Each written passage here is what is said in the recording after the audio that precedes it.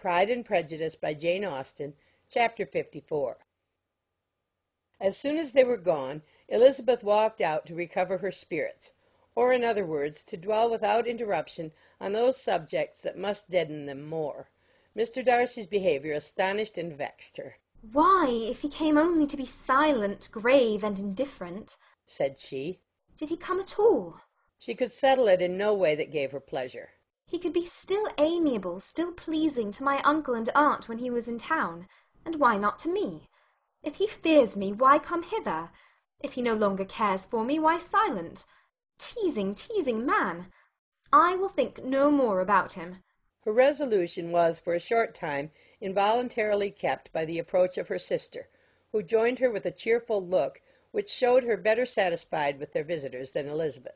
"Now," said she, "that this first meeting is over, I feel perfectly easy. I know my own strength, and I shall never be embarrassed again by his coming.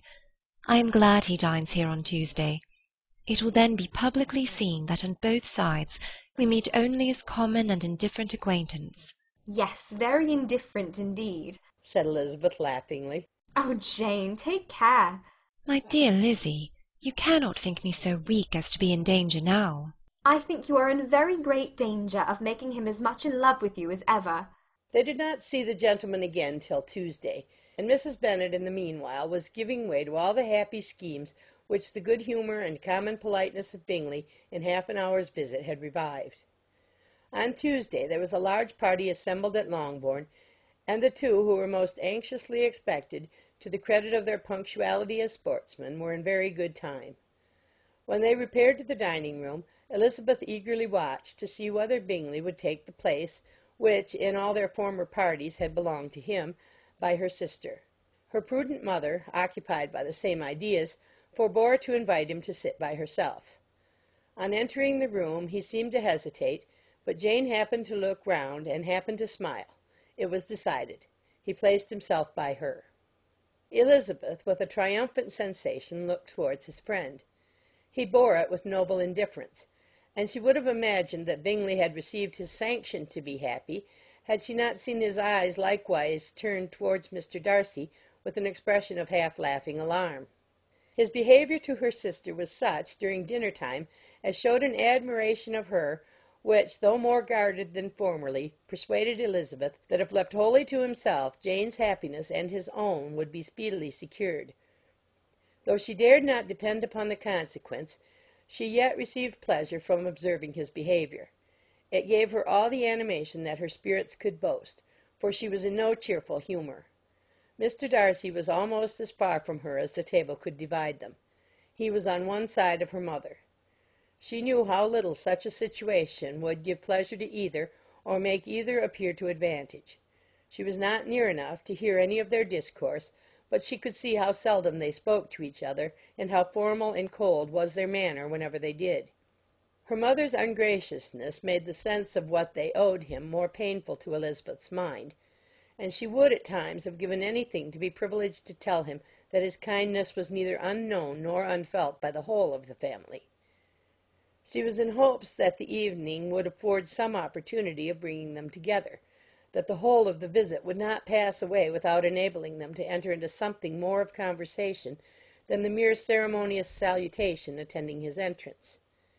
Anxious and uneasy, the period which passed in the drawing-room before the gentleman came was wearisome and dull to a degree that almost made her uncivil. She looked forward to their entrance as the point on which all her chance of pleasure for the evening must depend. "If he does not come to me then," said she, "I shall give him up for ever." The gentleman came, and she thought he looked as if he would have answered her hopes. But alas! The ladies had crowded round the table where Miss Bennet was making tea, and Elizabeth pouring out the coffee, in so close a confederacy that there was not a single vacancy near her which would admit of a chair. And on the gentleman's approaching, one of the girls moved closer to her than ever, and said in a whisper, "The men shan't come and part us. I am determined. We want none of them, do we?" Darcy had walked away to another part of the room. She followed him with her eyes, envied every one to whom he spoke, had scarcely patience enough to help anybody to coffee, and then was enraged against herself for being so silly.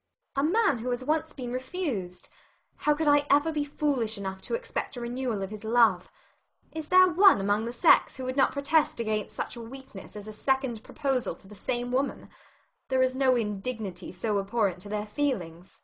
She was a little revived, however, by his bringing back his coffee-cup himself, and she seized the opportunity of saying, "Is your sister at Pemberley still? Yes, she will remain there till Christmas. And quite alone? Have all her friends left her?" Mrs. Annesley is with her. The others have been gone on to Scarborough these 3 weeks. She could think of nothing more to say, but if he wished to converse with her he might have better success. He stood by her, however, for some minutes in silence, and at last, on the young lady's whispering to Elizabeth again, he walked away. When the tea things were removed and the card tables placed, the ladies all rose, and Elizabeth was then hoping to be soon joined by him, when all her views were overthrown by seeing him fall a victim to her mother's rapacity for whist-players, and in a few moments after seated with the rest of the party. She now lost every expectation of pleasure. They were confined for the evening at different tables, and she had nothing to hope but that his eyes were so often turned towards her side of the room as to make him play as unsuccessfully as herself. Mrs. Bennet had designed to keep the 2 Netherfield gentlemen to supper, but their carriage was unluckily ordered before any of the others, and she had no opportunity of detaining them. "Well, girls," said she, as soon as they were left to themselves, "what say you to the day? I think everything has passed off uncommonly well, I assure you. The dinner was as well dressed as any I ever saw. The venison was roasted to a turn, and everybody said they never saw so fat a haunch. The soup was 50 times better than what we had at the Lucases last week, and even Mr. Darcy acknowledged that the partridges were remarkably well done, and I suppose he has 2 or 3 French cooks at least. And, my dear Jane, I never saw you look in greater beauty. Mrs. Long said so too, for I asked her whether you did not. And what do you think she said besides? Ah, Mrs. Bennet, we shall have her at Netherfield at last. She did indeed. I do think Mrs. Long's as good a creature as ever lived, and her nieces are very pretty behaved girls, and not at all handsome. I like them prodigiously." Mrs. Bennet, in short, was in very great spirits. She had seen enough of Bingley's behaviour to Jane to be convinced that she would get him at last, and her expectations of advantage to her family, when in a happy humour, were so far beyond reason that she was quite disappointed at not seeing him there again the next day to make his proposals. "It has been a very agreeable day," said Miss Bennet to Elizabeth. "The party seemed so well selected, so suitable one with the other. I hope we may often meet again." Elizabeth smiled. "Lizzie, you must not do so. You must not suspect me. It mortifies me. I assure you that I have now learnt to enjoy his conversation as an agreeable and sensible young man, without having a wish beyond it.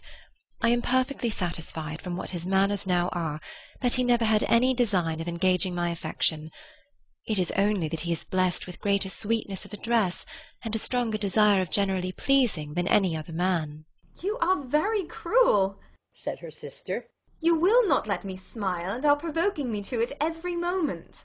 "How hard it is in some cases to be believed." "And how impossible in others." "But why should you wish to persuade me that I feel more than I acknowledge?" "That is a question which I hardly know how to answer.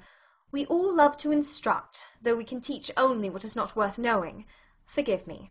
And if you persist in indifference, do not make me your confidant." End of chapter 54.